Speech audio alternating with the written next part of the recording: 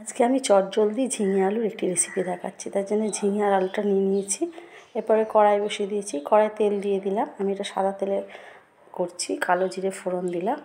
কালো জিরেটা একটু ভালো করে ভাজা ভাজা হয়ে যাবে, আমি আলুটা ঢেলে দেবো। আলুটা একটু ভালো করে নাড়াচাড়া করে নেব। এর মধ্যে আমি দেবো স্বাদ অনুসারে নুন দেবো। এটা এইভাবে করে খেলে খুব ভালো লাগে খেতে। স্বাদ অনুসারে নুন দিয়ে দিলাম আর দিয়ে দিলাম ঝিঙেগুলো একটু ভালো করে নাড়াচাড়া করে নেব। এর মধ্যে দেবো একটু হলুদ গুঁড়ো, খুব সামান্য হলুদ গুঁড়ো দেবো।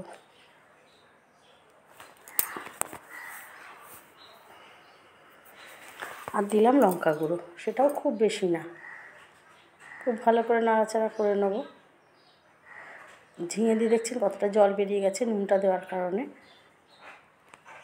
এরপরে দেবো আমি পোস্ত বাটা। পোস্তটা দিয়ে দিলাম। বাটিটা ধুয়ে একটু জল দেবো, নাড়াচাড়া করে নেবো, নিয়ে বাটিটা ধুয়ে একটু জল দিয়ে দেবো। দিয়ে এবারে আমি দুটো কাঁচা লঙ্কা ফাটিয়ে দিয়ে দিলাম। এবারে আমি ঢাকা দিয়ে দেবো।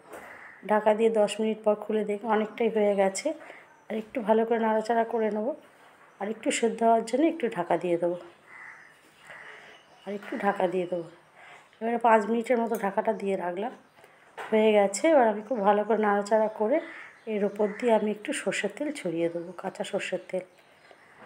এরপরে নাড়াচাড়া করে আমি নামিয়ে সার্ভ করে দেবো। ভালো লাগলে লাইক করবেন, শেয়ার করবেন, কমেন্টসে জানাবেন ভালো লাগলো কি না, সাবস্ক্রাইব করবেন। হয়ে গেছে আমার ঝিঙে আলুর পোস্ত। নামিয়ে সার্ভ করে দিলাম। ভালো লাগলে জানাবেন।